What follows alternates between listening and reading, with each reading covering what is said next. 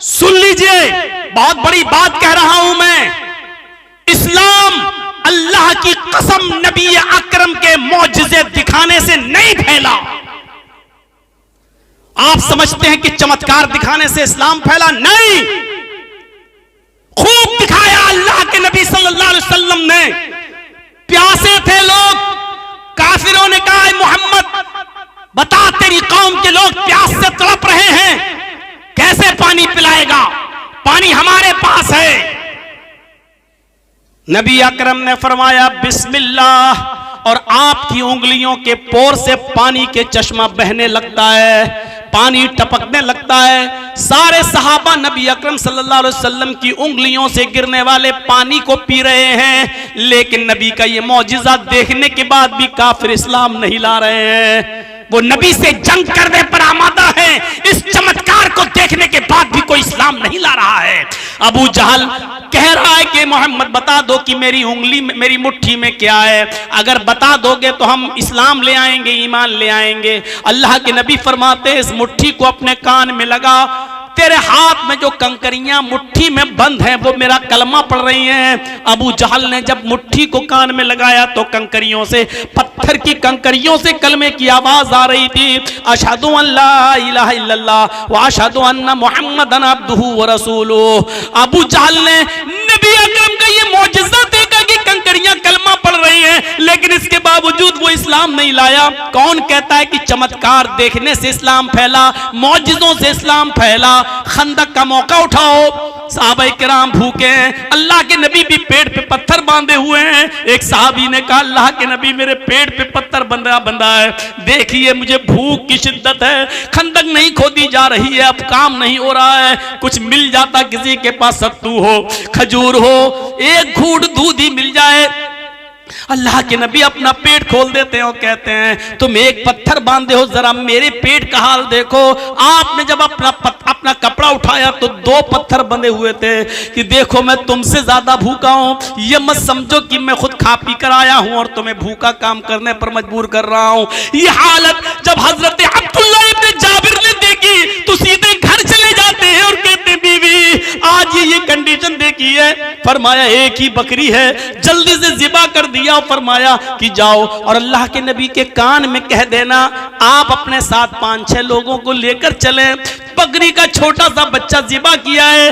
देखो खंदक खोदने वाले 300 साहबा हैं, अगर सबको लाओगे तो देखो घर में बेइज्जती हो जाएगी। सिर्फ चंद लोगों को, यानी नबी अकरम अपने साथ खास लोगों को, 5-6 लोगों को ले आए। अल्लाह के नबी सल्लल्लाहु अलैहि वसल्लम के पास हजरत जाबिर आते हैं, अब्दुल्ला इब्न जाबिर, और कहते हैं, जाबिर इब्न अब्दुल्ला आते हैं और कहते हैं कि अल्लाह के नबी हमने अभी बकरी का एक छोटा सा बच्चा ज़िबा कर दिया है, हमारी बीवी ने कहा है 4-5 आदमी जो आपके पास हो आप उनको लेके चलिए और घर में हम खाना खा लेते हैं। अल्लाह के नबी के कान में कहा जा रहा है 4-5 लोगों को लेके चलिए, लेकिन अल्लाह के नबी फरमाते हैं आए खंदक वालों इधर आओ, इधर आओ, हजरत जाबिर ने तुम्हारी दावत की है। जाबिर रज़ी अल्लाह ताला अन्हु की सिटी गुम हो जाती है कि क्या कह रहे हैं अल्लाह के नबी, हम तो 4-5 लोगों की बात कर रहे हैं और आप 300 आदमियों को दावत। फरमाया कि जाओ अपने घर और अपनी बीवी से कह देना, अपनी बीवी से कह देना पड़ोस की एक औरत को बुला लाओ, वो रोटियां बेलती रहे, तुम तवे पर रखती रहना बस, और मैं आ रहा हूं। हजरत जाबिर आते और अल्लाह के नबी के का यही फरमान सुना देते हैं अपनी बीवी को। बीवी कहती है अल्लाह तुम्हें गारत करे, ये उस जमाने में एक जुमला चलता था सगिलत का सवागिल, खोने वाली तुझे खो दे, यानी तेरी माँ तुझ पर रोए, यानी तू मर जा। अरे जाबिर पकाना तो मुझे है, रोटी तो मुझे बनाना है, सालन तो मुझे बनाना है, खाना तो हमें तैयार करना है, और आप 300 आदमियों को लेके आ रहे हैं, एक छोटा सा बकरी का बच्चा है, क्या होगा? फरमाया आए मेरी बीवी मुझे बद्दुआ मत दे, अल्लाह के रसूल को मैंने 5-6 लोगों को कहा था लेकिन नबी अकरम ने अनसुनी कर दी, 300 आदमियों को लेके आ रहे हैं। अब जैसा उन्होंने कहा वैसा कर। अल्लाह के नबी सल्लल्लाहु अलैहि वसल्लम घर में तशरीफ लाते हैं। हजरत जाबिर इब्न अब्दुल्ला की बीवी से कहते हैं तुम पर्दे में चली जाओ। फिर हांडी का ढक्कन खोलते हैं और उसमें थुक थुकाते हैं, कुछ पढ़ते हैं, थुकथुकाते हैं और कहते हैं कि आए जाबिर की बीवी तुम रोटी बनाती जाओ, आग पर सेंकती जाओ और देती जाओ। अल्लाह की कसम, जो खाना 4-5 लोगों के लिए था वो 300 लोगों ने पेट भर के खाया, फिर बच गया। फिर जाबिर के घर वालों ने खाया और उस इलाके के गरीबों में भी बांटा और तकसीम किया। अल्लाह की कसम, ये जिंदा जाबिर मौजिज़ा देखने के बाद भी खंदक खोदने वाले वो काफिर ईमान नहीं लाए। चमत्कार देखने से और चमत्कार करने से कोई आदमी मुसलमान नहीं होता है। आप कितना ही लोगों को कुछ भी दिखाएं, इस्लाम चमत्कार से नहीं फैला है। हजारों की भीड़ है, कहती है कि मोहम्मद चांद के 2 टुकड़े करके दिखाओ, हम ईमान लाएंगे। अल्लाह के नबी उंगली का इशारा कर देते हैं, चांद के 2 टुकड़े हो जाते हैं। पूरी दुनिया ने देखा चांद के 2 टुकड़े, लेकिन इस चमत्कार, इस मौजिज़े को देखकर भी कोई इस्लाम नहीं लाता है। इस्लाम नहीं फैला है मौजिज़ों के को दिखाकर, इस्लाम नहीं फैला है चमत्कार दिखाकर, इस्लाम तो फैला है अपना अमल दिखलाकर, इस्लाम तो फैला अपना किरदार दिखलाकर। इस्लाम लंबी चौड़ी तकरीरों से भी नहीं फैला, इस्लाम फैला अपने आला अखलाक और आला करैक्टर और अच्छे आदत की वजह से। नबी अकरम की अच्छी आदतों को देखा, फौरन लोग इस्लाम लाते चले गए। मेरे भाइयों, याद रखिए, चमत्कार और मौजिज़े अगर इस्लाम के फैलने का जरिया होते तो मोहम्मदुर रसूलुल्लाह से बढ़कर मौजिज़े दिखाने वाला कौन होता। मेरे भाइयों, कुरान से बड़ा मौजिज़ा फिर क्या होता। लेकिन आप याद रखिए कि इस्लाम मौजिज़ों से को दिखाकर नहीं फैला, इस्लाम फैला है तो जो दावत आप दे रहे हैं उस पर खुद अमल करिए। आपके अखलाक अच्छे हों, आपका करैक्टर अच्छा हो, आपका स्वभाव अच्छा हो, आप बोलें तो फूल बरसे, आपकी जात से किसी को तकलीफ ना हो। इस आला अखलाक और आला किरदार की वजह से इस्लाम फैला है। इस्लाम नाम है आला अखलाक का, इस्लाम नाम है आला किरदार का। आज हमारे अमल देख लो, इस्लाम की जिंदगी में हम ढल जाएं तो लोग हमें देखकर खुद ब खुद इस्लाम लाते चले जाएं। महात्मा गांधी ने कहा था, आए घर घर तबलीग करने वालों, आए बोरिया बिस्तर और स्टोव लेकर, चूल्हे लेकर जमातों में जाने वालों, 3 दिन और 40 दिन के चिल्ले करने वालों, तुम इसलिए जाते हो ताकि लोग इस्लाम के करीब हो जाएं। तुम्हें ये सब कुछ करने की कोई जरूरत नहीं है।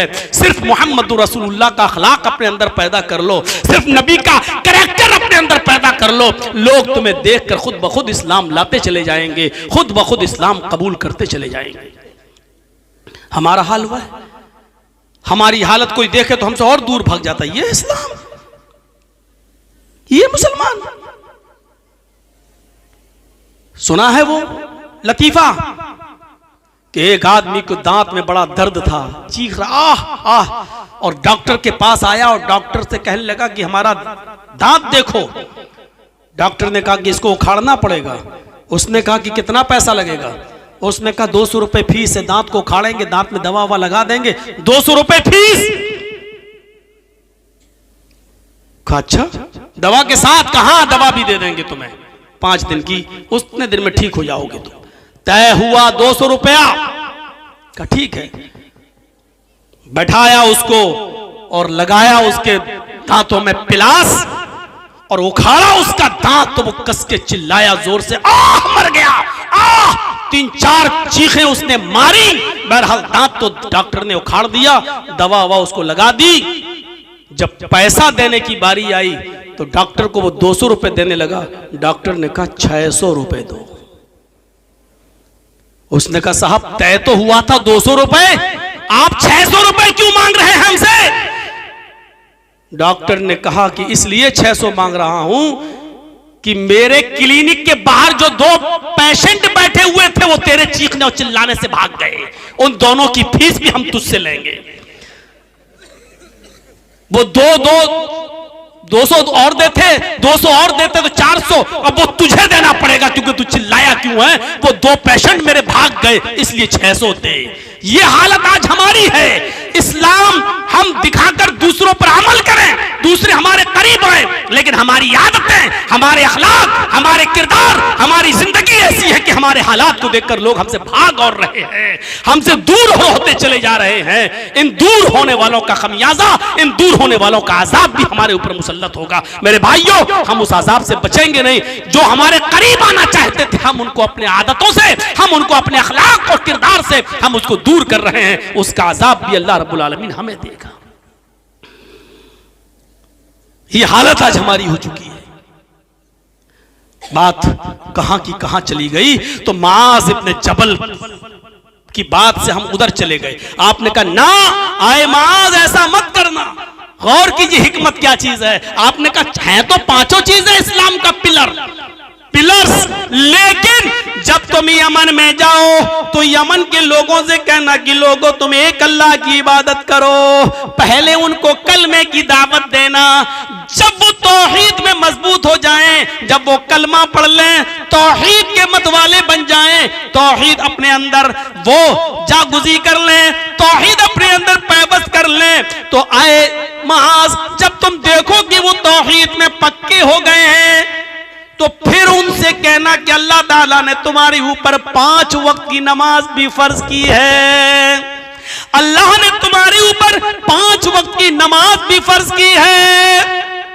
जब वो 5 वक्त की नमाज पढ़ने लगे, जब वो नमाज में पक्के हो जाएं, जब वो नमाज के पाबंद हो जाएं, जब वो 5 वक्त की नमाज जमात के साथ अदा करने लगे, और जब वो उसके आदी हो जाएं, तो फिर उनसे कहना कि तुम्हारे ऊपर रमजान के, तब उनसे कहना कि तुम्हारे ऊपर ज़कात भी फर्ज की गई है। इतना इतना माल, इतने इतने ऊंट, इतनी इतनी गायें, इतनी इतनी बकरियां, इतनी इतनी जमीन में पैदावार पर इतनी इतनी ज़कात, तब तुम उनको बताना।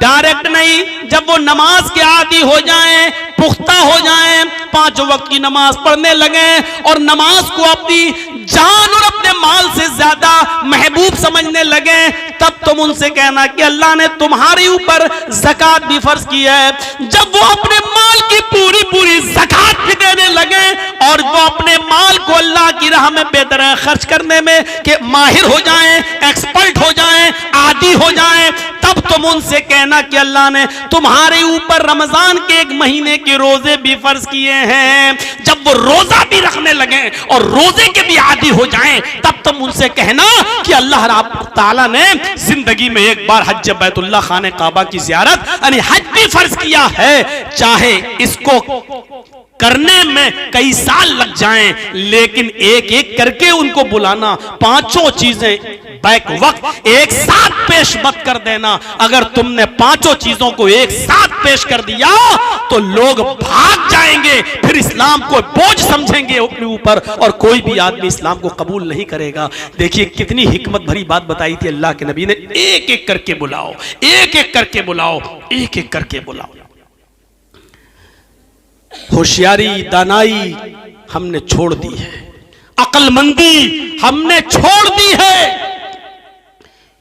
जहां नेकी की तरफ हमें बुलाना है होशियारी से और अक्लमंदी से, एक चीज बताऊंगा आपको, वहीं लोगों को बुराइयों से भी रोकना है बड़ी अक्लमंदी से और दानिशमंदी से। बैक वक्त नहीं रोक सकते हैं आप। कितनी बार बोल चुका हूं, जो बारातों का सिस्टम है और इतने इतने लोग बाराती बन के जाते हैं, आप रोक देंगे? बैक वक्त नहीं रोक पाएंगे। और फिर एक बारात में 50 किस्म की खुराफात आप रोक देंगे? नहीं रोक पाएंगे। बुराइयों को भी रोकने में बड़ी हिकमत होनी चाहिए। और उसका एक वाकया आपको सुना दूं, सुना होगा आपने, लेकिन मैं सुनाता हूं, जरा सुनिए। अल्लाह के नबी के पास एक शख्स आता है, अल्लाह के रसूल के पास एक शख्स, और आकर कहता है कि अल्लाह के नबी मुझे जिना की इजाजत दीजिए। है इस चीज को समझने की कोशिश करिए आप। इजाजत किसकी मांग रहा है? जिना की। और मांग किससे रहा है? मुहम्मदुर रसूलुल्लाह सल्लल्लाहु अलैहि वसल्लम से।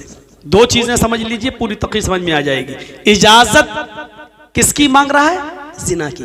और मांग किससे रहा है? नबी अकरम से। इजाजत किस चीज की मांग रहा है? जो सबसे गंदा काम।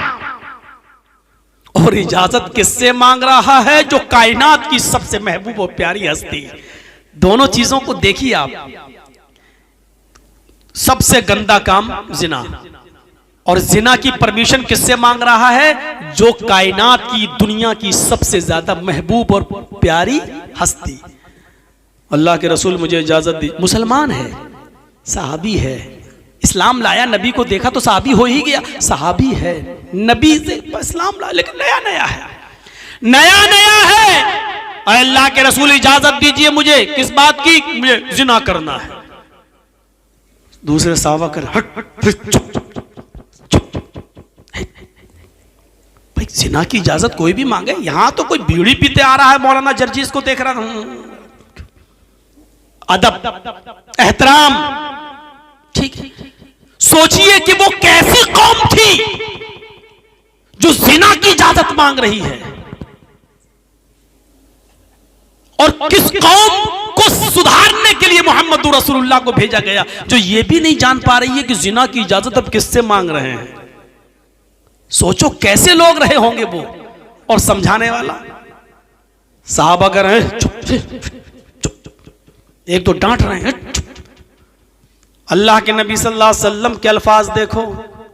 आपने सहाबा से कहा नहीं, डांटो नहीं। आप भी कह सकते थे चुप चुप चुप, बदतमीज, कैसी इजाजत मांग रहा है। आप कुछ भी कह सकते थे, आप नबी थे, नबी का मकाम बड़ा था, आप डांट सकते थे साहबी को, लेकिन आपने नहीं डांटा। आपने सहाबा से कहा नहीं। और जो जिना की इजाजत मांग रहा था उससे क्या कहा? उदनु मिन्नी, मेरे करीब आओ और पास आ जाओ मुझसे। करीब बिठा दिया। सहाबा बैठे हैं और जो जिना की परमिशन मांग रहा था उसको अपने करीब कर लिया। मस्जिद है, अल्लाह का घर है, अल्लाह के घर में जिना की परमिशन मांग रहा है एक सहाबी, और अल्लाह के रसूल उसको, सहाबा घूर रहे हैं, सहाबा बुरी नजरों से देख रहे हैं। ऐसा लग रहा है जैसे सहाबा पर कयामत फट पड़ी, जमीन फट पड़ी और सहाबा धंस जाए। ऐसा लग रहा था कि कितने गंदे काम की इजाजत किससे मांग रहा है। सहाबा को ऐसा महसूस हो रहा है। और ये मोहम्मद रसूलुल्लाह के पास बैठा, आपने कहता रहा हो, और अल्लाह के रसूल उसको करीब कर रहे हैं। मस्जिद में भी है और नबी के करीब भी है। आपने कहा अब बोलो, क्या बोलते हो? अल्लाह के नबी वो जिना करेंगे। कोई है? ओ इंतजाम सब है मेरे पास, बस परमिशन दे दो। आपने कहा ठीक है। ओहो, अंदाज देखिए। आपने कहा भला क्यों नहीं? भला मैं तुम्हें इस काम से कैसे रोक दूं? तुम मुझसे परमिशन मांग रहे हो, मैं तुम्हें कैसे खाली हाथ जाने दूं, कैसे तुम्हें रोक दूं? लेकिन मेरे जाने से, तुम जिना के लिए जाने से पहले मेरे 2-3 सवालों के जवाब दे दो। अंदाज देखिए। जो काम तुम उस लड़की के साथ करना चाहते हो, क्या वो काम तुम अपनी मां के साथ करने के लिए तैयार हो? जो चीज उस लड़की के, उस औरत के पास है, वो चीज तुम्हारी मां के पास भी है। क्या तुम अपनी मां के साथ जिना करना पसंद करोगे? इतना सुनना था, तन बदन में आग लगी। कौन सा शरीफ इंसान होगा जो अपनी मां के बारे में ये तसव्वुर कर ले? लेकिन तन बदन में आग लगने के बाद भी वो नबी अकरम से कुछ नहीं कह सकता था, क्योंकि आप ये नहीं कह रहे हैं कि अपनी मां के साथ जिना करो, बल्कि आप ये कह रहे हैं क्या तुम अपनी मां के साथ जिना करना पसंद करोगे? क्या तुम्हें अच्छा लगेगा? उस नौजवान ने कहा फिदा का बी व उम्मी या रसूल अल्लाह, आए मोहम्मद सल्लल्लाहु अलैहि वसल्लम, मेरे माँ बाप आप पर कुर्बान, अल्लाह के नबी, मेरी माँ मेरे बाप आप पर सदके जाएं, आप पर कुर्बान जाएं। ऐसा कौन सा शरीफ इंसान होगा जो अपनी माँ के साथ जिना करेगा? आपने कहा शराफत को कौन तार तार कर सकता है? अच्छा, माँ के साथ ना करो कोई बात नहीं, अगर बहन के साथ ये जिना करना पसंद करोगे? चलिए माँ तो शरीफ आदमी नहीं जाएगा माँ के साथ जिना करने, क्या ये काम तुम अपनी बहन के साथ करना पसंद करोगे? वो चीख पड़ा अल्लाह के रसूल, कोई शरीफ इंसान अपनी बहन के साथ भी जिना नहीं कर सकता। आपने कहा क्या तुम ये काम अपनी बेटी के साथ करना पसंद करोगे? तीर पे तीर, लेकिन अंदाज बड़ा सुहाना, अंदाज बड़ा दिल को छू जाने वाला। ये नहीं कह रहे कि अपनी बेटी के साथ चाह और कर ले, नहीं, ये कह रहे हैं क्या तुम अपनी बेटी के साथ करोगे? उसने कहा नहीं। आपने कहा अच्छा माँ बहन बेटी तो खूनी रिश्ता होता है, कोई उसके साथ जिना करना पसंद नहीं करेगा। अच्छा चलो अपनी माँ की बहन के साथ यानी खाला के साथ ये काम करना पसंद करोगे? कहने लगा अल्लाह के नबी, शरीफ इंसान अपनी खाला के साथ भी ये काम करना पसंद नहीं कर सकता। आपने कहा अच्छा अपने बाप की बहन के साथ यानी माँ की बहन के साथ जिना पसंद नहीं करोगे तो अपने बाप की बहन यानी फूफी के साथ जिना करना पसंद करोगे? उसने कहा अल्लाह के रसूल फिदा का भी वो उम्मी, मेरे माँ बाप आप पर कुर्बान, कोई भी शरीफ इंसान अपनी फूफी के साथ भी जिना नहीं करना पसंद करेगा। आपने कहा नौजवान जब तुम खुद अपनी जबान से ये कह रहे हो, आइडिया अंदाज, जब तुम अपनी जबान से खुद इस बात को कबूल कर रहे हो कि उसकी तुम अपनी माँ के साथ, अपनी बहन के साथ, अपनी बेटी के साथ, अपनी फूफी के साथ, अपनी खाला के साथ ये पसंद नहीं कर सकते? कहा नहीं। अच्छा ये बताओ तुम अपने लिए पसंद नहीं कर रहे हो, अगर कोई दूसरा तुम्हारी माँ के साथ जिना करे तो पसंद करोगे? कहा नहीं। दूसरा तुम्हारी बहन के साथ गलत काम करे तो पसंद करोगे? नहीं। दूसरा तुम्हारी बेटी के साथ गलत काम करे तो पसंद करोगे? कहा नहीं। दूसरा खाला के साथ, फूफी के साथ करना गलत काम करना चाहे तो पसंद करोगे? कहा नहीं। फरमाया फिर तुम जिस लड़की के साथ जिना की परमिशन मांग रहे हो वो भी तो किसी की माँ होगी, किसी की बहन होगी, किसी की बेटी होगी, किसी की फूफी होगी, किसी की चची होगी, किसी की खाला होगी। फिर उसको अगर पता चलेगा कि तुमने ऐसा किया है तो वो कैसे पसंद करेगा कि हमारी बहन के साथ जिसने मुंह काला किया वो इस दुनिया में जिंदा रहे? वो कैसे पसंद करेगा जिस तरह तुम नहीं चाहते हो कि मेरी माँ, मेरी बहन, मेरी बेटी, मेरी खाला और मेरी फूफी के साथ कोई गलत काम करे, तो दूसरा कैसे गवारा करेगा कि तुम किसी की माँ बहन बेटी के साथ गलत काम करो? अंदाज अच्छा था, दिल को छू जाने वाला था। अब बताओ तुम्हारा क्या इरादा है? उस नौजवान ने अपना सर आगे बढ़ा दिया और कहा अल्लाह के रसूल मेरे सर पर हाथ फेर दीजिए और मेरे लिए अल्लाह से दुआ कर दीजिए कि अल्लाह मुझे इस जिना की बदतरीन बुराई से बचा ले, मुझे महफूज फरमाए। अल्लाह के नबी सल्लल्लाहु अलैहि वसल्लम ने उसके सर पर हाथ रखा, अल्लाह के नबी सल्लल्लाहु अलैहि वसल्लम ने उसके सर पर हाथ रखा और फरमाया आय अल्लाह इस नौजवान की नजरों की हिफाजत फरमा, आय अल्लाह इस नौजवान को जिना जैसे बदतरीन जुर्म से इसकी हिफाजत फरमा ले, इसको बचा ले। उस नौजवान का बयान है, उस नौजवान का बयान है, सुनन बैहक़ी के अल्फाज हैं, उस नौजवान का बयान है कि अल्लाह के नबी सल्लल्लाहु अलैहि वसल्लम ने मेरे लिए ये दुआ की थी कि अल्लाह इस नौजवान को जिना से महफूज फरमा, इसको इस बदतरीन बुराई से बचा ले। उस दुआ के दिन से, जिस दिन ये दुआ की, उस दुआ के दिन से आज तक, अब तक अल्लाह रब्बुल आलमीन ने सिर्फ जिना ही नहीं बल्कि हर हराम काम से मुझे बचा लिया है, हर हराम काम से मुझे दूर कर दिया है, हर हराम काम से मुझे नजात अता फरमा दी है। नबी अकरम की दुआ का यह असर हुआ। पूरा वाकया बयान करने के बाद मैं कह सकता हूं कि यह नबी अकरम की हिकमत थी, आपने उसको डांट कर नहीं भगाया। आप चाहते तो इस बुराई से रोकने के लिए कह सकते थे चुप, शर्म नहीं आती, कितना बुरा काम तुम करने के लिए उससे परमिशन लेने आए हो। और हम लोगों के अंदाज में क्या तेरे घर में मां बहन नहीं है, हम कह सकते थे किसी को भी, लेकिन मोहम्मद रसूलुल्लाह ने उसको किस अंदाज से समझाया, जरा तसव्वुर कीजिए कि उसके दिल में कैसे बात बैठ गई। इसलिए मैंने कहा कि नेकियों का हुक्म तो होशियारी से, लेकिन जब बुराइयों से किसी को रोकना पड़े तो उसमें भी दूरंदेशी, उसमें भी हिकमत होनी चाहिए। हमारा सख्त लहजा किसी को बुराई से रोकने के बजाय उसको और बुराई करने पर मजबूर कर सकता है। कभी आपने देखा होगा बुराइयां जब करते, अच्छा किसी को डांटा, अब वो और जिद में आके करेगा, नहीं अब तो हम और करेंगे। कभी आपने देखा होगा गुस्से में आदमी फिर उस काम को और ज्यादा करने की कोशिश करता है, और ज्यादा कोशिश करता है। अल्लाह के रसूल का मामला तो अपने घर में अपने बच्चों के साथ भी बड़ा अजीब रहा। उम्मे सलमा जब अल्लाह के रसूल के साथ निकाह में आई तो उम्मे सलमा का एक बेटा दूसरे शौहर से था जिसका इंतकाल हो चुका था, और उस इंतकाल के बाद अल्लाह के नबी ने उम्मे सलमा से निकाह किया। तो उम्मे सलमा पहले शौहर से जो बच्चा था बेटा उसको भी अपने साथ ले आई थी, और जब अल्लाह के रसूल के निकाह में आई तो जाहिर है कि उस बच्चे को उम्मे सलमा अपने पास रखती थी। अब वो नबी का भी बेटा हो गया, अगरचे नबी उसके बाप नहीं है लेकिन मां तो उसकी उम्मे सलमा है, तो नबी ही उस बच्चे को पालेंगे और पोसेंगे, क्योंकि एक औरत शादी के बाद अपने उसी हस्बैंड के साथ रहेगी जिसके साथ उसने निकाह किया है, और उस बच्चे को वही पालेगा जिसने उसकी मां के साथ निकाह किया है। अल्लाह के नबी वो बच्चा चूंकि देहाती माहौल से आया था इसलिए खाने पीने का तरीका नहीं जानता था।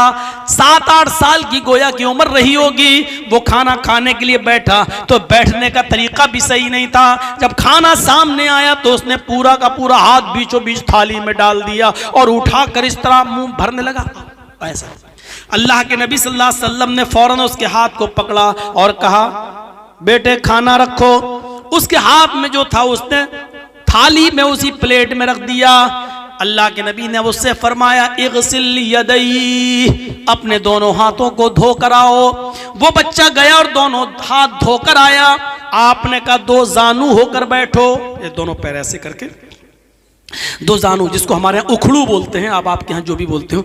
आपने कहा 2 जानू होकर बैठो, या दोनों पैरों को पीछे कर लिया जाए जैसे नमाज के अंदर होता है, दोनों पैरों को पीछे कर लिया जाए, या एक पैर को पीछे किया जाए और एक पैर को उठाया जाए। ये 3 तरीके खाना खाने के सुन्नत है, लेकिन इसका ये मतलब नहीं है कि दूसरे तरीके से अगर किसी ने खाना खा लिया तो हराम हो गया। ऐसा नहीं है मेरे भाइयों, आजकल टेबल और मेज का जमाना है। अगर कोई टेबल और मेज पे खाना खाना चाहे तो ये गुनाह नहीं है, खा सकता है आदमी, जायज है, गुनाह नहीं है, लेकिन ये सुन्नत भी नहीं है। सुन्नत ये है कि दोनों पैरों को खड़ा करके खाओ या दोनों पैरों को पीछे करके 2 जानू होकर बैठ जाओ, यानी जैसे नमाज में बैठा जाता है, या फिर एक पैर को पीछे कर लिया जाए और दूसरे पैर को उठा दिया जाए। ये 3 तरीके खाना खाने के, ये सुन्नत है। लेकिन अगर कोई आदमी पलटी मार के खाना चाहे तो खा सकता है, लेकिन सुन्नत का सवाब उसको नहीं मिलेगा। मेज पर खाना चाहे तो खा सकता है, लेकिन उसको सुन्नत का सवाब नहीं मिलेगा। आपने उस बच्चे से कहा इग़सिल यदैहि, दोनों हाथ धोकर आओ। वो दोनों हाथ धोकर आया। आपने कहा 2 जानू होकर बैठ जाओ।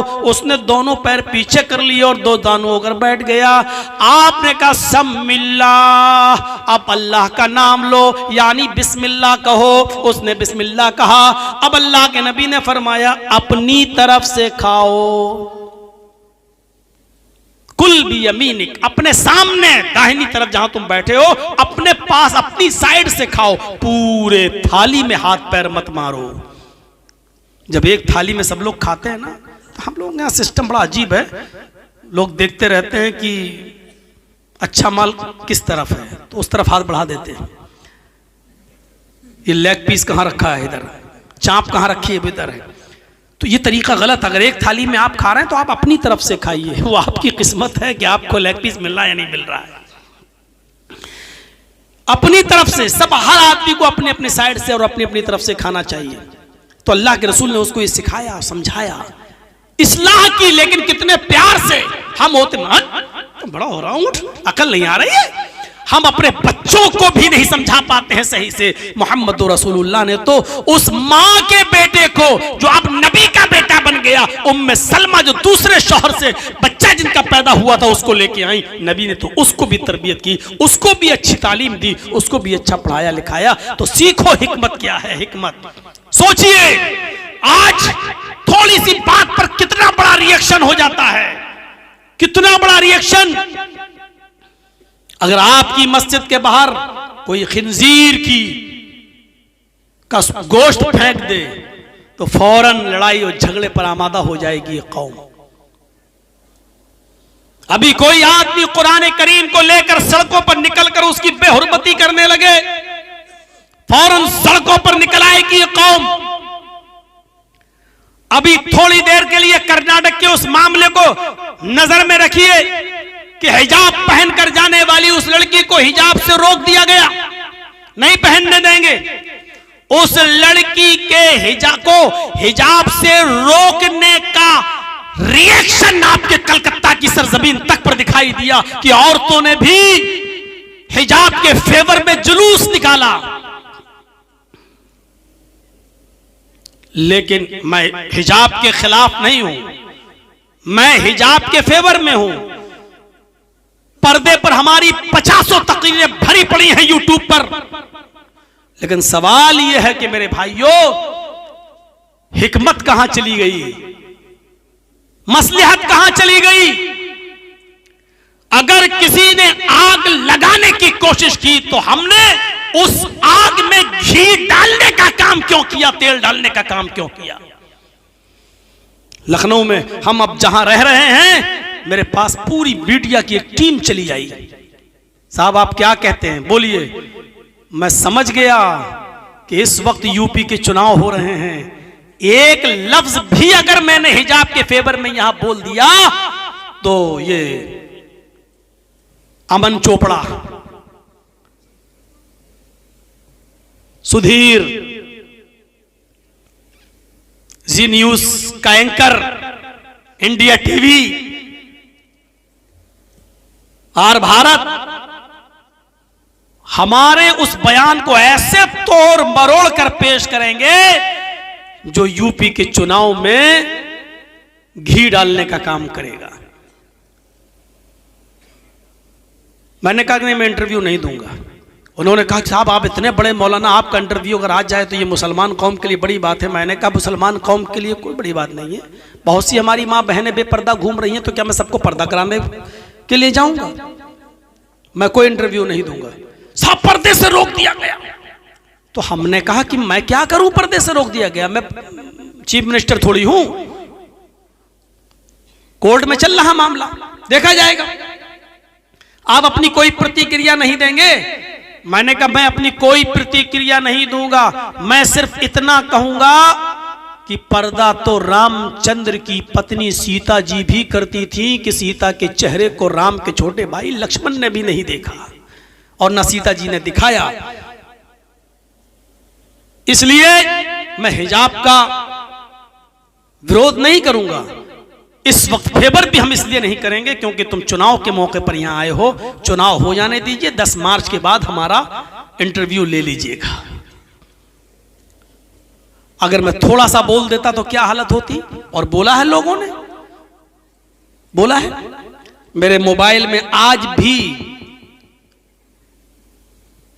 जी हिंदुस्तान की वो 2 मिनट की 1.5 मिनट की वो क्लिप मौजूद है जो अभी दी गई, जो आपके बंगाल की चीफ मिनिस्टर ममता बनर्जी जी जो गई थी अभी लखनऊ में, उन्होंने जो वहां कहा था कि सब लोग मिलकर समाजवादी पार्टी को वोट दीजिए और जिताइए, उसके दूसरे ही दिन से जी हिंदुस्तान ने जो दिखाया वो ये दिखाया कि ये मौलाना जर्जीस का सीक्रेट प्लान है। ममता बनर्जी जो यहां आई हैं वो जर्जीस का सिगरेट प्लान, इस जहरीले मौलाना का सिगरेट प्लान है। देखिए मौलाना जर्जीस बंगाल में जो बोला, ममता बनर्जी वही लखनऊ में बोली। ये देखिए, दोनों का माना मिलाइए। एक तरफ उसने मेरी तकरीर दिखाई बंगाल वाली और एक तरफ ममता बनर्जी जो बोल रही हैं लखनऊ में वो दिखाई और कहा कि ये दोनों एक हैं। बताइए, मैं उत्तर प्रदेश में बोल भी नहीं रहा हूं, किसी पार्टी का सपोर्ट भी नहीं कर रहा हूं, खुलकर ओपनली नहीं, किसी का कर भी नहीं रहा हूं, बोल भी नहीं रहा हूं। इसके बावजूद उसने हमको और ममता बनर्जी को नहीं बंगाल से ऐसे जोड़ दिया है कि मुझे लगता है कि कुछ दिनों के बाद हमें बंगाल ही में शरण लेना पड़ेगी। अभी भी मेरे मोबाइल में मैंने उसको, जब वो आ रही थी टीवी में, मैंने उसकी वीडियो बना ली। ये हालत है।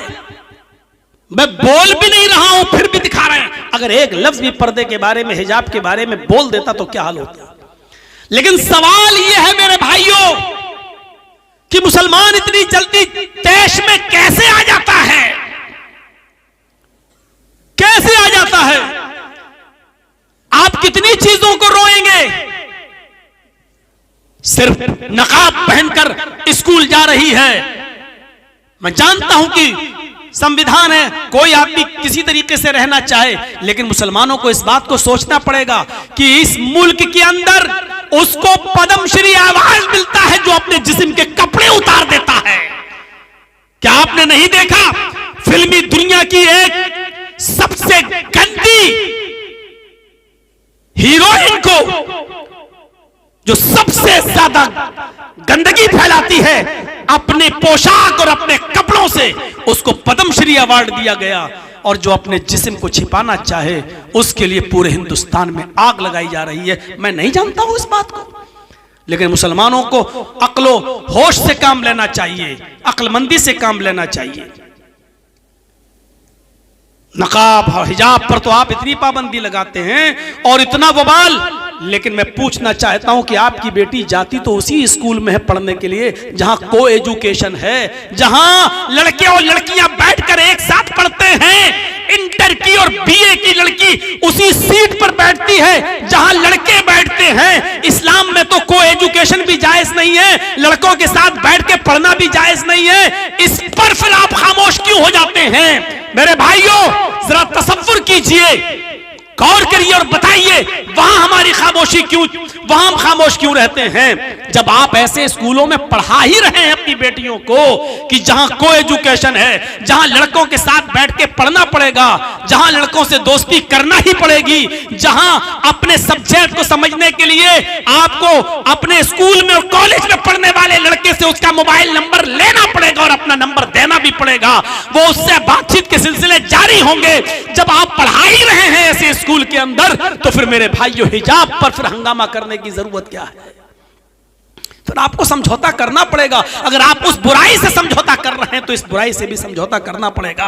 आप अपनी बेटियों को जब आप मोबाइल दे रखे हैं, वो फेसबुक और यूट्यूब और मैसेंजर चलाकर व्हाट्सएप चलाने के लिए इजाजत दे रखी है, तो फिर आप जब यहां पर समझौते कर सकते हैं तो आपको हिजाब से भी समझौता करना पड़ेगा। फिर यहां क्यों लगती है?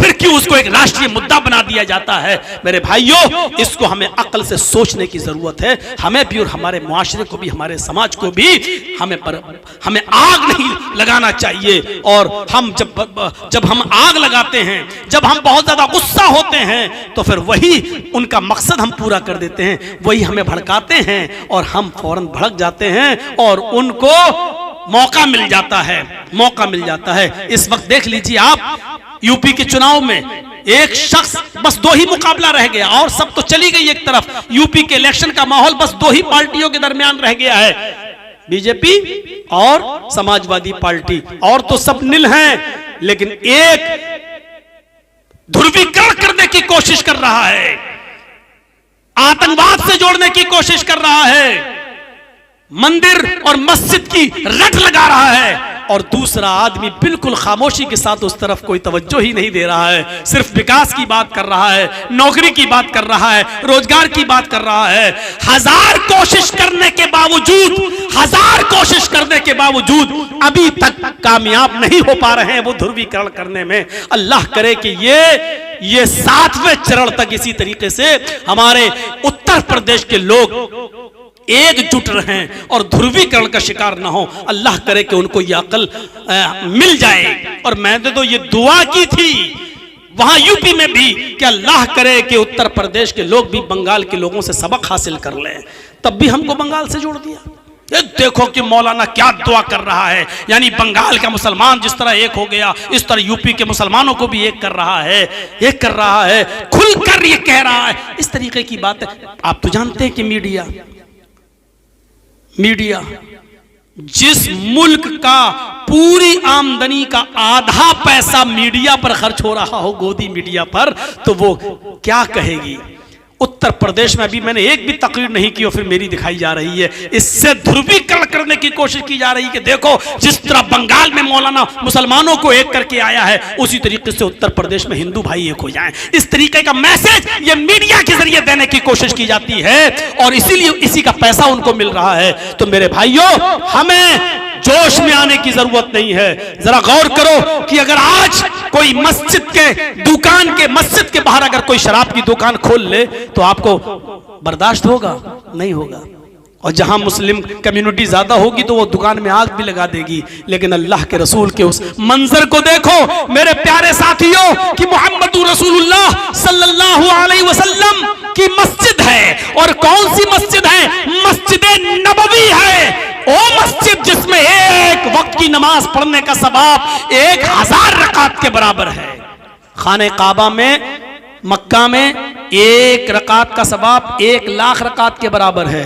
और मस्जिद नबवी में, मदीना में 1 रकात पढ़ने का सवाब 1000 रकात के बराबर है। एक हदीस 50,000 की भी आती है लेकिन वो ज़ईफ और कमजोर है, और 1000 वाली हदीस ये सही है। तो 1 रकात का सवाब 1000 रकात के बराबर मिलता है मस्जिद नबवी में नमाज पढ़ने के लिए। उस मस्जिद में अल्लाह के नबी अपने चंद सहाबा के साथ बैठे हैं, चंद सहाबा के पास बैठे हैं और उनको समझा रहे हैं, नमाज सिखा रहे हैं, उनको दीन के कुछ उलूम उनको सिखला रहे हैं। इतने में एक देहाती, एक एराबी आता है, उसको बहुत तेज पेशाब लगा हुआ है। वो आता है, वो नहीं समझ पाया, दरवाजा खोला, इंटर हो गया। उसको नहीं मालूम कि मस्जिद, उस जमाने में मस्जिदें ऐसी नहीं होती थी जैसे आज हमारी आलीशान मस्जिद। मीनारा लगा दिया और मीनारे के ऊपर बत्ती चमक रही है और दूर से ही पता चल जाता है कि ये मस्जिद है। उस जमाने में मस्जिदों का पता नहीं चलता था। एक घर की नुमा बना दी, दीवारें खड़ी कर दी और खजूर के पत्तों की छत डाल दी, पता ही नहीं चल रहा है कि घर है कि मस्जिद है। तो वो नहीं समझ पाया, आया मस्जिद नबवी के अंदर घुस गया और आते ही उसकी एक बीचों बीच मस्जिद में जाकर पेशाब करना शुरू कर दिया। साहबा उधर बैठे हैं, इसने इधर मुंह घुमाया और पेशाब करना शुरू कर दिया। साहबा ने पीछे मुड़ के देखा कि एक देहाती मस्जिद में पेशाब कर रहा, उठने लगे उसको मारने के लिए। हर कोई हमारे मस्जिद में कोई पेशाब करे तो हमारा भी गुस्से में हाल बुरा हो जाएगा। अल्लाह के नबी के साहबा उठते हैं, डांटने लगते हैं, क्या कर रहा? अल्लाह के नबी साहबा को डांट रहे, नहीं नहीं, बैठो बैठो बैठो बैठो, और उसको कह रहे हैं कर लो। तो कर ही चुका था तो कैसे रोक लेते? पेशाब रुकता तो है नहीं। जब कोई करने बैठ जाए तो वो चाहे कितना रोकने की कोशिश करे फिर वो रुकता नहीं है। अब अगर उसको उसी हालत में भगाया जाता, वो भागता जरूर लेकिन वो थोड़ा इधर गिरता, थोड़ा उधर गिरता, थोड़ा उधर गिरता। अभी तो मस्जिद का एक हिस्सा नापाक हो रहा था, अब अगर उसको उसी हाल में भगाते तो पता नहीं कितने हिस्से मस्जिद के नापाक करता वो। तो आपने कहा ना, ना, ना कर रहा, कर लेने दो। साहबा, नबी का फरमान हो, साहबा रुक गए और अल्लाह के नबी को देख रहे हैं मस्जिद में पेशाब हो रहा और आप कह रहे हैं कर लेने दो। आपने कहा इधर आओ। जब वो पेशाब कर चुका तो आपने कहा इधर आओ। हम लोग बहुत जल्दी फतवा दे देंगे नापाक आदमी मस्जिद में जा सकता है कि नहीं जा सकता है। अगर आपकी नापाकी सिर्फ इस टाइप की है कि आपको न पानी मिला न ढेला मिला और आपने जल्दबाजी में मस्जिद में बाहर पेशाब कर लिया और आप पानी से इस्तिंजा नहीं कर पाए, तो ऐसी नापाकी के अंदर आप मस्जिद में जा सकते हैं, कोई रुकावट नहीं है। लेकिन आपकी नापाकी दूसरी टाइप की है। दूसरी टाइप का मतलब यह है कि रात में सोते हुए अगर आपकी बदख्वाबी हुई है और उसमें आपका एहतिलाम हुआ है या आपने अपनी बीवी के साथ हम बिस्तरी की है, जुम्बी हैं, अगर आपकी वो नापाकी है तो ऐसी पोजीशन में आप मस्जिद के अंदर दाखिल नहीं हो सकते हैं। दोनों में थोड़ी सी कंडीशन का फर्क रखिएगा। तो अभी तो वो नापाकी इसकी ये थी, अब रात में बीवी से मिला कि नहीं मिला वो कौन जानता है, कौन देखा हुआ है। तो इसलिए तो जब तक आप जानते नहीं तो आप कह नहीं सकते, हुक्म नहीं लगा सकते। तो आपने देखा इसने मस्जिद में पेशाब किया, आपने जब पेशाब कर लिया साहबा दौड़े, आपने उनको रोक दिया। जब वो पेशाब कर चुका तो आपने उसको बुलाया कि इधर आओ। वो नबी के पास आया और बैठ गया और आकर बैठा तो अल्लाह के नबी ने उसी की आंखों के सामने एक सहाबी से कहा उठो। वो उठे, कहा क्या हुआ? कि पानी भर कर लाओ। वो पानी का एक डोल है इतना बड़ा, कुएं से खींचा और भर कर लाए। अल्लाह के नबी ने कहा हरिकूहु, जाओ इस पानी को उसके पेशाब पर बहा दो, उस पानी को उसके पेशाब की जगह पर डाल दो। उस बदवी से, उस देहाती से काम नहीं करवा रहे हैं, बल्कि अपने सहाबी से कह रहे हैं कि उसके देखिए अखलाक। मैंने क्या कहा था? चमत्कार से इस्लाम नहीं फैला, मैंने क्या कहा था? मौजिज़ों से इस्लाम नहीं फैला, लेकिन ये अखलाक दिखा रहे हैं अल्लाह के रसूल उसको कि देखो पेशाब तो तुमने किया, मैं चाहूं तो मार मार के भी तुमसे मस्जिद धुलवा सकता हूं, लेकिन नहीं, अखलाक दिखा रहे हैं। सहाबी से कहा जाओ पानी भर के लाओ, वो पानी भर के लाए। कहा पानी पेशाब की जगह पर डाल के धो दो। गुस्सा आएगा ना कि कोई गैर मुस्लिम हमारी मस्जिद में पेशाब कर दे, कोई हमसे कहे जर्जी साहब धो तो देंगे, लेकिन गुस्सा आएगा, कमीना पेशाब तूने किया, धो हम तेरे बाप के नौकर लगे? गुस्सा तो आएगा। लेकिन सहाबी को गुस्सा नहीं आ रहा, क्यों? क्योंकि मोहम्मद रसूलुल्लाह का हुक्म है। वो इसलिए पेशाब नहीं धो रहा है कि ये काफिर का है, बल्कि इसलिए उसके पेशाब पर पानी डाल रहा है क्योंकि हुक्म जनाब मोहम्मद रसूलुल्लाह का है। सहाबा की सोच ये थी, हमारी सोच ये कि इसका पेशाब मैं धोऊंगा, नहीं धोऊंगा। सहाबा की सोच ये नहीं थी। पेशाब अगरचे काफिर का धो रहे हैं, लेकिन सोच क्या थी? हम इस काफिर का पेशाब नहीं धो रहे हैं, बल्कि हुक्म हम जनाब मोहम्मद रसूलुल्लाह का मान रहे हैं। हुक्म मानेंगे तो सवाब है, वो सवाब के लिए धो रहे हैं कि अल्लाह के रसूल का हुक्म है। पानी डाला, उसकी गंदगी को, गलाजत और नापाकी को धुल दिया, पाक कर दिया, धो दिया। फिर आपके पास वो भी बैठ गए। अब आपने उस काफिर, उस बदवी, उस देहाती से कहा मुझे जानते हो? उसने कहा नहीं। कहा मैं मोहम्मद रसूलुल्लाह हूं, अल्लाह ने मुझे रसूल बनाया है, हमारे ऊपर 5 वक्त की नमाज फर्ज की है। ये जिस जगह पर तुमने पेशाब किया, ये कोई मामूली जगह नहीं है, ये अल्लाह का घर है। ये कोई घर नहीं है, किसी की जागीर और जमीन और जायदाद नहीं है, ये अल्लाह का घर है। आए देहाती, आए ऐराबी, आए बदवी, यहां हम अल्लाह की इबादत के लिए आते हैं। यहाँ अल्लाह की इबादत होती है, हम नमाज पढ़ते हैं, और जहाँ नमाज पढ़ी जाती है वहाँ पेशाब नहीं किया जाता है। आइंदा ख्याल रखना, आइंदा इस मस्जिद में कभी पेशाब, अल्लाह की घर में पेशाब मत करना। किसी भी मस्जिद में, यानी जहाँ भी इबादत हो रही हो, वहाँ नमाज हो रही हो, वहाँ तुम पेशाब मत करना। जाओ, इतनी सी गुजारिश है तुमसे। नबी की हुकूमत है, नबी जिम्मेदार हैं, सहाबा पूरा का पूरा कंट्रोल में है। मार सकते हैं उसको, बंधक बना सकते हैं, अरेस्ट कर सकते हैं, नातिका बंद कर सकते हैं, सब कुछ। लेकिन अल्लाह के रसूल ने क्या कहा? पेशाब भी सहाबी से धुलवाया, और उससे क्या कहा? मैं अल्लाह का रसूल हूं, मेरा नाम मोहम्मद है, मैं अब्दुल्लाह का बेटा हूं, अल्लाह ने रसूल बनाया, इसलिए मैं मोहम्मद इब्ने अब्दुल्लाह के साथ साथ मोहम्मद रसूलुल्लाह भी हूं।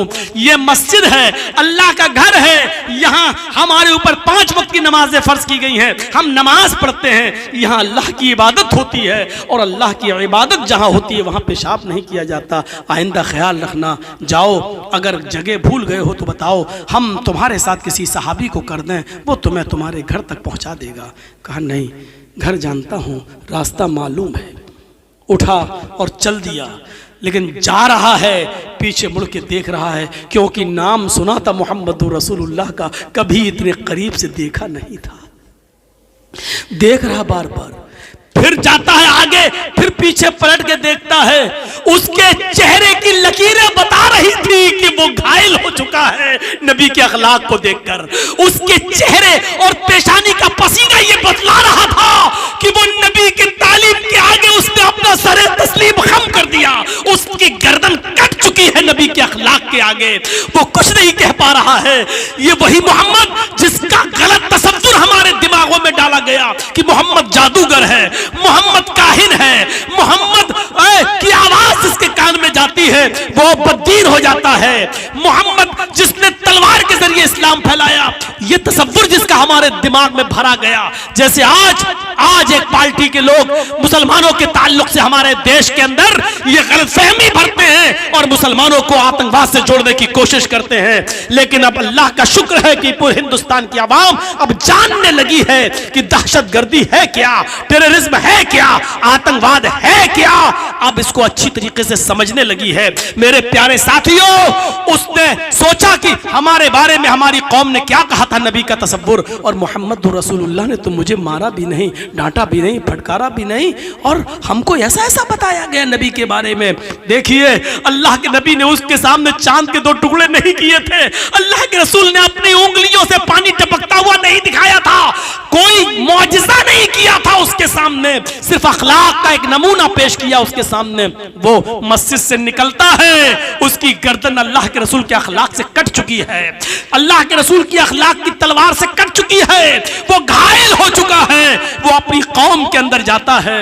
लोगों ने कहा क्या बात है, बड़े सुस्त नजर आते हो। कहता है मेरी कौम के लोगों, तुमने हमारे साथ झूठ बोला है, तुमने हमारे साथ गद्दारी की है, तुमने हमारे साथ बेवफाई की है। लोगों ने कहा क्या हो गया तुम्हें, हमने कौन सी बेवफाई की है। कहा कि तुमने मोहम्मद रसूलुल्लाह का कैरेक्टर हमें सही नहीं बताया है, तुमने ये कहा है कि वो जादूगर है, तुमने कहा है कि वो काहिन है, तुमने कहा है कि वो बहुत बड़ा किस्सा गो इंसान है, तुमने कहा है कि जो उससे एक बार मिलता है वो बददीन हो जाता है, तुमने मोहम्मद की शक्ल मुझे दूसरे अंदाज से पेश की है। लेकिन अल्लाह की उस जात की कसम खा के कहता हूं जिसके कब्जे में मेरी जान है, मोहम्मद रसूलुल्लाह से ज्यादा अच्छा इंसान तो मैंने आज तक देखा ही नहीं है, क्योंकि आज मैंने करीब से देखा है।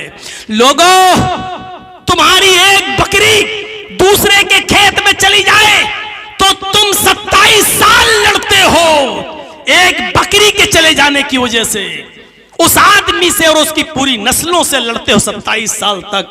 हमने तो मोहम्मद की मस्जिद में पेशाब कर दिया, इतना बड़ा कांड, जिस मस्जिद में वो अल्लाह की इबादत करते हैं उस मस्जिद के अंदर मैंने पेशाब कर दिया, और मेरे पेशाब करने के बाद भी उन्होंने मुझसे पेशाब नहीं धुलवाया, अपने पास बिठाया और बिठाने के बाद एक अपने आदमी से मेरी गंदगी साफ करवाई और मुझसे कहा कि अल्लाह का घर है। माँ कहारानी व माँ शतमनी व माँ गज़बनी, तुमने झूठ बोला है, अल्लाह की कसम, माँ कहारानी, इतना बड़ा गलत काम करने के बाद भी मोहम्मद मुझ पर गुस्सा नहीं हुए, माँ कहारानी, कहर बनकर नहीं, हम हमारे ऊपर बरपा हुए। व माँ शतमनी, इतना बड़ा कांड करने के बाद भी मोहम्मद रसूलुल्लाह ने मुझे गाली नहीं दी। वमा गज़ब बनी, और ना मेरे ऊपर गज़बनाक हुए कि ये तुमने क्या कर दिया, क्रोधित हुए कि ये क्या, कुछ नहीं किया, मुझे प्यार से समझाया। लोगों, तुमने मुझे अब तक जिस रिश्ते से दूर रखा, आज मैं उस रिश्ते के बंधन में बंधने जा रहा हूं, हिम्मत है रोकने की तो रोक सको। जाओ, आज मैं पूरी सोसाइटी को रिजेक्ट करता हूं, तलाक देता हूं, और मैं उस हस्ती से अपना रिश्ता जोड़ने जा रहा हूं जिसके पास ऐसे आला अखलाक हैं, ऐसे आला किरदार है। मेरे भाइयों, वो आया, फिर मस्जिद नबवी की चौखट पकड़ लेता है, कहता है मोहम्मद इब्न अब्दुल्लाह, मैं आपको मोहम्मद रसूलुल्लाह मानने के लिए चला आया। आपने कहा इधर आओ, जैसे अपने करीब बिठाया उसने जोर से कलमा पढ़ा, अशहदु अल्ला इलाहा इल्लल्लाह व अशहदु अन्ना मुहम्मदन अब्दुहु व रसूलुहु। क्या कहेंगे आप, हिकमत क्या है? मस्जिद में पेशाब करने आया, आप चाहते तो उसको उसी वक्त भगा सकते थे, पेशाब करने के बाद सजा दे सकते थे, जुर्माना लगा सकते थे, उसके रिश्तेदारों को बुलाकर तलब कर सकते थे, अरेस्ट कर सकते थे, मस्जिद उससे धुलवाई जा सकती थी, लेकिन इसके बाद फिर वो नबी के करीब नहीं आता। लेकिन आपने उसके साथ जो अखलाक का बर्ताव उसके सामने पेश किया, जो कैरेक्टर उसके सामने रखा, जो कलेजा निकाल कर आपने अखलाक का उसके सामने पेश कर दिया, उससे वो ऐसा घायल हुआ कि फिर वो इस्लाम लाए बिना नहीं रुक सका और इस्लाम लाने पर मजबूर हो जाता है। तो मेरे प्यारे साथियों, ये हिकमत, ये दूरंदेशी हमें हमारे पास होनी चाहिए। आज हम दूसरों को मिठाई उनके हाथों में दे देते हैं कि तुमने जो चाहा लो हमने पूरा कर दिया। मेरे भाइयों, इस चीज से हमें बचना चाहिए। बहुत जरूरत है हिकमत अमली को अपनाने की, बहुत जरूरत है हमें दूरंदेशी को अपनाने की, बहुत जरूरत है अक्लमंदी से काम लेने की, वरना हर शाख पे उल्लू बैठा है। ये हमारे हालत ऐसी है, आप यकीन मानिए बहुत जल्दी और भी मुद्दे उठने वाले हैं। आप किन किन मुद्दों पर जुलूस निकालेंगे, आप किन किन मुद्दों पर आप एहतिजाज करेंगे, आप क्या करेंगे? मेरे भाइयों, हाथी बनने की कोशिश कीजिए, खामोशी के साथ चलता रहे, क्योंकि आपको मालूम है कि सूरज पर अगर कोई थूकता है तो सूरज पर थूक नहीं पड़ता है, वो थूक उल्टा उसके मुंह पे आता है। इस्लाम की नशोनुमा और अच्छी तालीम को देखकर लोग मुतासिर होते चले जा रहे हैं। अल्लाह का शुक्र है कि देखिए, अगर एक हिजाब के खिलाफ कोई उड़ता है और बोलने की कोशिश करता है, आपको नहीं, गैर मुस्लिमों में ही हमारे हमदर्द पैदा हो जाते हैं। आपको मालूम नहीं कितने मंदिर के पुजारियों ने और कितने मंदिरों के पंडितों ने हिजाब के फेवर में बयान दिए हैं और ये बोला है कि कोई अगर पर्दा कर रहा है, हिजाब पहन रहा, अपने जिस्म को छिपा रहा है, तो ये उसको तो सम्मानित करना चाहिए। वरना आज के इस गए गुजरे दौर में कौन है जो हिजाब में जाए? अगर कोई हिम्मत कर रहा है हिजाब में जाने की, तो उसको अवार्ड देना चाहिए, क्योंकि ये बड़े दिल गुर्दे की बात है। पाकिस्तान के अंदर आज भी एक लड़की ऐसी है जो पायलट है, जहाज की पायलट है, जहाज उड़ाती है, और वो पाकिस्तान से सऊदिया एयरलाइंस के जरिए जाती है, लेकिन आज भी उसका चेहरा छिपा होता है, हाथों में ग्लव्स होते हैं और पैरों में मोजे होते हैं। आज भी वो इसी कंडीशन में फ्लाइट को उड़ाती है। आज तक उसको न पाकिस्तान के एयरपोर्ट पर कोई सरकारी कर्मचारी उसको देख पाया, न प्राइवेट कर्मचारी उसको देख पाया, न सऊदिया का कोई सऊदी आदमी उसको देख पाया। सऊदी, कुवैत और दुबई से उस लड़की के लिए ऑफर आ रहे हैं कि आप हमारी एयरलाइन से जुड़ जाइए, हम आपको इतनी इतनी तनख्वाह देंगे। लेकिन उस लड़की ने सारे पेशकश और नौकरियों की डिमांड को ठुकरा दिया और कहा कि मैं पाकिस्तान की लड़की हूं, मैं अपनी शर्म हया और अपने पर्दे से पाकिस्तान की लड़कियों को यह बताना चाहती हूं कि पाकिस्तान की लड़कियों, अगर पर्दे में रहकर भी तुम्हें तरक्की करना चाहो तो तुम कर सकती हो। पर्दा हमारी तरक्की की राह में रुकावट नहीं है। हम ये एक मिसाल बनना चाहते हैं पाकिस्तान की लड़कियों के लिए। ऐसी लड़कियों को सैल्यूट करो, ऐसी लड़कियों को सलाम करो।